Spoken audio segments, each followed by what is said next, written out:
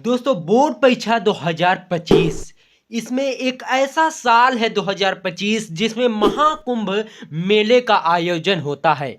दोस्तों बोर्ड परीक्षा 2025 में इस पर निबंध आने के 99% नहीं बल्कि 100% चांसेस है। तो अगर आप महाकुंभ मेले पर निबंध तैयार करके जाते हो हो सकता है इसके 99% चांसेस है कि आपके पेपर में ए आ जाए और आपको इसे लिखने पर पूरे पूरे नंबर मिले। और सबसे इंपॉर्टेंट बात, आप चाहे क्लास 10 के स्टूडेंट हैं चाहे आप क्लास 12 के, दोनों में ही महाकुंभ मेले पर आने के निबंध 99% चांसेस है। और सबसे इंपॉर्टेंट बात, महाकुंभ मेले पर निबंध कितना लिखना है, कितना बड़ा लिखना है, कितने शब्दों में लिख देना है और कौन कौन से ऐसे पॉइंट हैं जिन्हें आप लिखकर निबंध में पूरे पूरे नंबर पा सकते हो। आज की इस वीडियो में महाकुंभ मेले पर हम निबंध बहुत ही आसान शब्दों में लेकर आए हैं। तो चलिए देर किस बात की, फटाफट तरीके से शुरू करते हैं। देखिए, सबसे पहले आपको महाकुंभ मेले पर निबंध आपको ऊपर हेडिंग डाल देनी है। उसके बाद लिखना है रूपरेखा।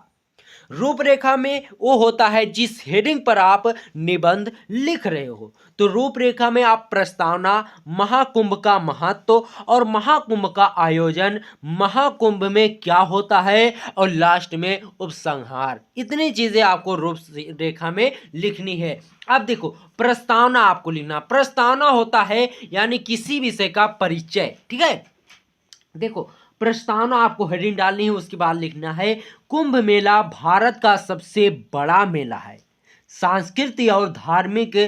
इस दौरान पूरे भारत के लोग होकर स्नान करते हैं। ठीक है, कुंभ मेला भारत का सबसे बड़ा मेला है, सांस्कृतिक और धार्मिक लोग इस दौरान पूरे भारत के लोग मेले में स्नान करने आते हैं। संतों और संत जो है इसमें प्रवचन सुनाते हैं और आध्यात्मिक ज्ञान के साथ अपने जीवन को सुंदर बनाने के सूत्र ले जाते हैं यहां से। ठीक है, और देखो अगले हेडिंग डालनी है आपको। प्रस्तावना तो क्लियर हो गया, अब लिखना है महाकुंभ का महत्व, यानी महाकुंभ का महत्व हमारे जीवन में किस प्रकार है ये आपको लिखना है। देखो, महाकुंभ का महत्व, महाकुंभ का धार्मिक महत्व हिंदू धर्म के अनुसार बहुत गहरा महत्व है। देवताओं और दानवों ने समुद्र मंथन के दौरान अमृत निकाला था। इस अमृत की कुछ बूंदें 4 स्थान पर गिरी थी। मेरी बात को गौर से सुनना दोस्तों, हिंदू धर्म की मान्यता है कि इन स्थानों पर स्नान करने से पाप का नाश होता है और मोक्ष की प्राप्ति होती है, यानी स्वर्ग में आदमी चला जाता है। ठीक है, अब देखो महाकुंभ का आयोजन कैसे होता है, आइए इसको हम समझते हैं। देखो, महाकुंभ का आयोजन ज्योतिषी गणनाओं के आधार पर किया जाता है। जब गुरु ग्रह और चंद्रमा मेष राशि में होता है तब महाकुंभ का आयोजन किया जाता है, जिसमें लाखों तंबू यानी टेंट लगाए जाते हैं और मेले लगते हैं और सांस्कृतिक कार्यक्रम आयोजित किए जाते हैं। ठीक है, अब देखो महाकुंभ में क्या होता है इसको आइए हम थोड़ा आसानी से समझते हैं। देखो, कुंभ में श्रद्धालु पवित्र नदियों में स्नान करते हैं, साधु संतों से आशीर्वाद लेते हैं और धार्मिक अनुष्ठान करते हैं। इसके अलावा यहाँ विभिन्न प्रकार के सांस्कृतिक कार्यक्रम आयोजित किए जाते हैं। ठीक है, बहुत ही सिंपल भाषा में हमने लिखा है और एक ही बार में आपको ये निबंध याद होने वाला है।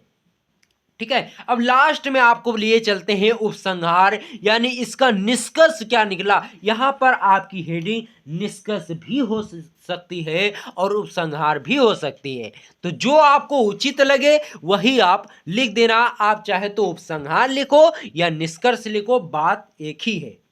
ठीक है, देखो उपसंहार में लिखना है दोस्तों, महाकुंभ भारत की धार्मिक सांस्कृति का एक अनमोल खजाना है जो लाखों लोगों के साथ लाता है, उन्हें आध्यात्मिक अनुभव प्रदान करता है। महाकुंभ का महत्व केवल भारत ही नहीं पूरे विश्व के लिए है।